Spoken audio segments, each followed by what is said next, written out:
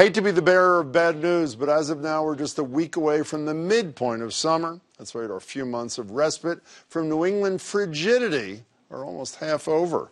And if you're anything like me, you used up all your good plans with one short trip to the beach, maybe a cookout on the 4th of July, and now have absolutely no idea how to make the most of the rest of the summer.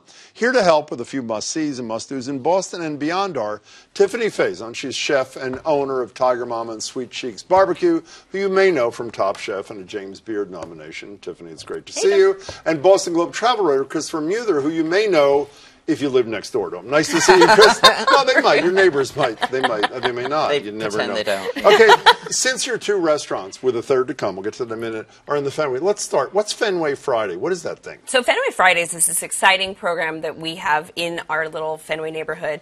From 4 to 6 in the evenings and a little bit later, we have all kinds of concerts that are going on. Cocktail specials, yoga specials. So if drinking's not your thing, there's yoga. If yoga's not your thing, there's definitely drinking.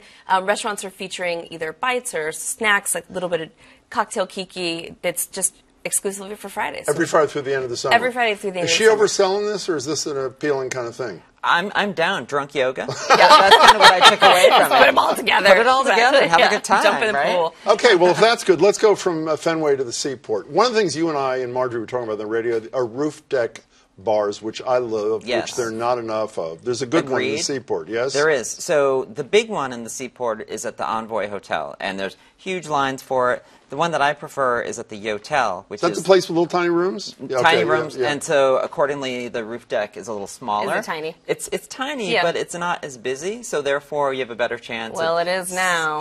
Sorry, I've just ruined it for everybody. But there's a better chance to sit out there. The cocktails are really good. It's a less of a meat market there. So I guess if you're on the prowl, don't go there, but there's a line for prowling. Speaking of drinking, which has been the theme in all these things, beer gardens are happening all over the city, including in the Seaport. We have so many beer gardens popping up. This is like the bonanza boom for beer gardens. So we have 2 on the Greenway that I think are both Trillium. We have Night Shift that's popping up on the Charles. There's 2 of those as well. And then there's just constant pop-ups everywhere from the SOA. Sunday Market, they have a beer garden. Super cool. It's like we just figured out all of a sudden that we have all these beautiful green spaces and maybe we should have a beer during the summer. Is there also, since you're a restaurant woman who wins awards, there's a restaurant opening, I'm told, in the Seaport that you're really excited about. Is that true? Yes. What is that thing called? It's actually in the Design Building, so it's a little bit further than the Seaport. What's that called? It's called Chickadee. What is that? So it's a Mediterranean-inspired. Have you heard of it? Yes. Mediterranean-inspired. Honestly, yes. Yes? No. I have. Okay, fine. It's Chef John DeSilva, who was previously at Spoke at 9 Park, and he and I used to cook on Nantucket at the same time. Ooh. And then Ted Kilpatrick, who's been running the beverage program for the Cushman Group, Roof at Park South, all that stuff, in New York.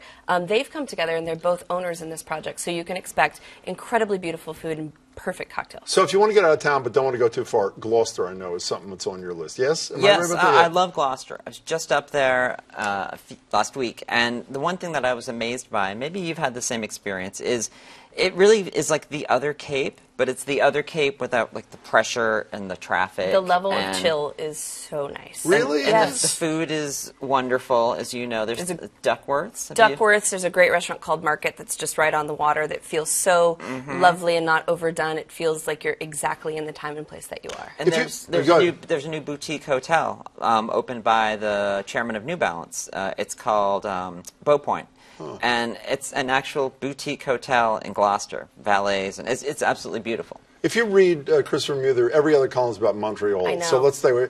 Are you as big on Montreal as I mean, I like it, but he loves it. I love it. I think Are we you need a to go big Montreal together. kid? I got engaged in Montreal, so it holds a really special place. Well, Christopher, but not to each other, as it turns out. Okay, whatever. I do love Montreal. I love the Jean Talon Market. I love Joe Beef and like all the sort of like his restaurants. So I do love Montreal. I've not been there in the summer. I'm the dumb one who goes in the winter when it's and you can't really fly there. You and I had a fight about this on the radio. You have fight about a lot of things. I know we do, but you have to really. I mean, the drive is not hard. It's like 6 hours, but you really have to drive, don't you? Well, there's a couple of things on this. You don't have to drive. You could take a connecting flight, or you could go direct on Air Canada.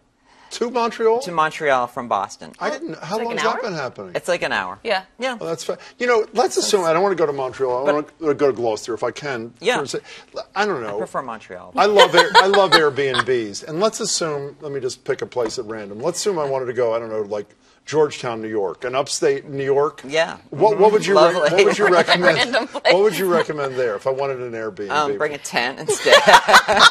You had a little. I mean, it has to be brief, but you had a problem with a stink bug or two. I did. And you're the travel writer for the Globe, Right. correct? If it happened to me, it can happen to anyone. Okay, what happened exactly? Oh, there's a stink bug right there. What happened? Oh, exactly. That's a picture I took of a stink bug. Oh, it is? Yes. Did you call 911? I trust me, I wanted to. So I stayed in a house, and it was infested with stink bugs. We weren't allowed to. We couldn't get to the air conditioning. Fabulous. We couldn't open the windows. Yeah. So as a result, it was sort of a very hellish Airbnb experience. Sounds excellent. So I'm going to check that out. Great. Now, before you go away, I love both your restaurants. As you know, you're opening something called Fool's Errand.